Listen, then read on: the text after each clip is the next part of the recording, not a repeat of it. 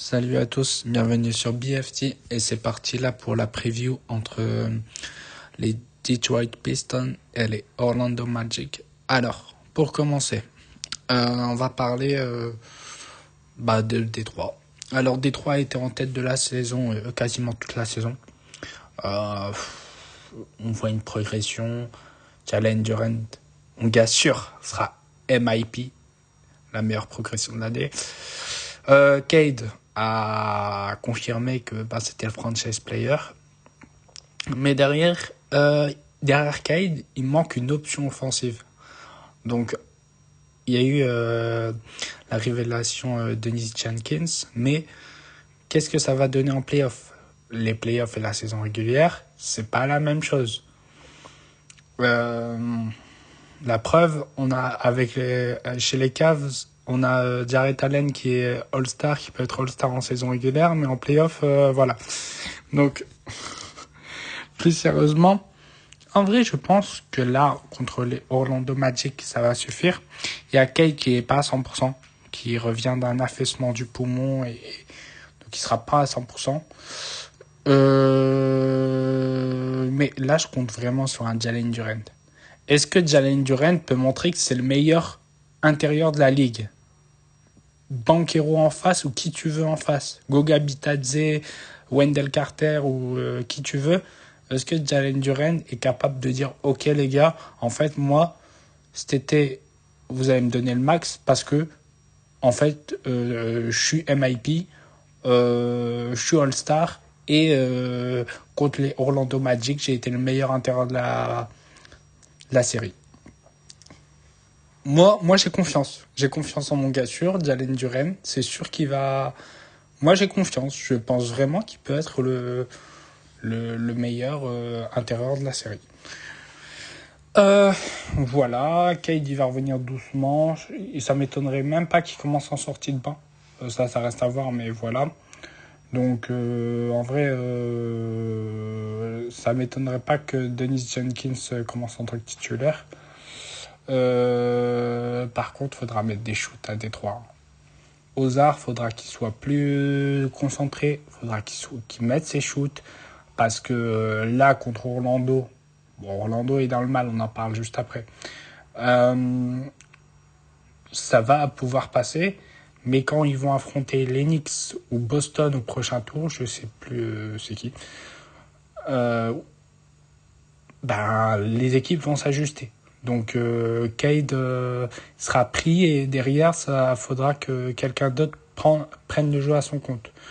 L'été dernier ils ont recruté Gary Harris pour faire ça.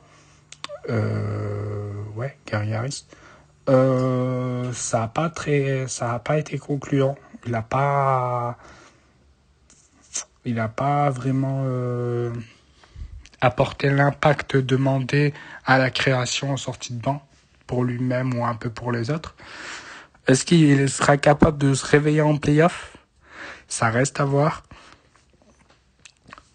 La chose rassurante à Détroit qu'ils ont, c'est Duncan Robinson, un gars qui sort de Miami, qui a déjà fait des finales, qui a déjà été en finale de conférence, finale NBA avec Miami, et un excellent shooter à 3 points. Donc lui, clairement, va apporter ce qui manque, du shoot, et il sera capable de te mettre des gros cartons. Si tu pouvais me froisser Orlando, s'il te plaît, Duncan Robinson, ça me ferait grave plaisir. Bref, non, plus sérieusement, maintenant on va passer du côté Orlando. J'en ai parlé quand j'ai parlé du play-in. Je suis pas fan du tout de cette équipe. Pas parce que je suis pour Miami et qu'il y a la rivalité floride, mais parce que en fait il y a un problème dans le trio. Ils ont pas joué beaucoup ensemble, mais moi je trouve qu'il y a un problème. Paolo Banchero n'a pas progressé. Il devient de plus en plus frustrant. Franz Wagner est souvent blessé et c'est pas une option 1. Et Desmond Bane, ils ont mis beaucoup pour l'avoir. Il fait sa saison, donc lui, t'as pas grand-chose à lui reprocher. Mais il y a un truc qui marche pas. Je sais pas. Il y a un truc qui marche pas. Il y a la révélation Anthony Black cette saison qui a vachement bien progressé, qui a montré le bout de son nez. Mais voilà. Alors, ils ont dû passer par 2 matchs du play-in. Ils se sont fait froisser par les Sixers et derrière ils ont ils ont gagné contre Charlotte. Donc ils ont 2 matchs de plus dans les jambes que Détroit. Ça peut compter. Quand tu as fait 82 matchs sur toute la saison, ça peut compter.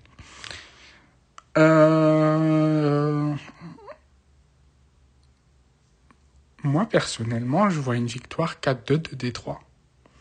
Je pense que Orlando, s'ils se motivent avec leur défense, s'ils retrouvent leur défense, les shoots qui rentrent un petit peu, etc., je pense qu'ils peuvent prendre 2 matchs. Il suffit juste qu'il y a un Franz Wagner game, contrairement au playoff de l'année passée. Je pense que vraiment ils peuvent prendre 2 matchs, mais je pense que s'ils doivent prendre 2 matchs, c'est maintenant. Parce que si Kate commence à monter en puissance, Kate commence à rentrer bien dans sa série, si les Detroit Pistons prennent les 2 premiers matchs, c'est foutu, c'est fini. Mais je pense que ça va finir en 6. Victoire de Détroit en 6 matchs. Donc 4-2. Et voilà, et Détroit passera au prochain tour. Et Orlando, il y aura des questions à se poser cet été, des vraies questions. Et il suffit pas juste de faire sauter le fusible du coach. Je pense que ça va même plus loin que ça. Donc voilà, pour moi, 4-2 pour Détroit. Objectivement, je me suis allé 4-0, mais après j'ai fait non, faut pas abuser quand même. Orlando, ils ont été capables parfois sur des courtes périodes d'avoir été vraiment bons. Donc voilà, 4-2 pour Détroit pour moi et voilà, on se retrouve là après pour la preview entre les Portland Trail Blazers et les San Antonio Spurs, la première de Victor Wembanyama en playoff. Soyez concentrés. Bref, voilà. N'hésitez pas à vous abonner, à liker, à commenter pour me donner soit votre avis en commentaire ou si vous avez des questions, me les poser. Et voilà, moi je vous dis et à partager la chaîne pour attirer plus de monde. Moi je vous dis à bientôt. Salut.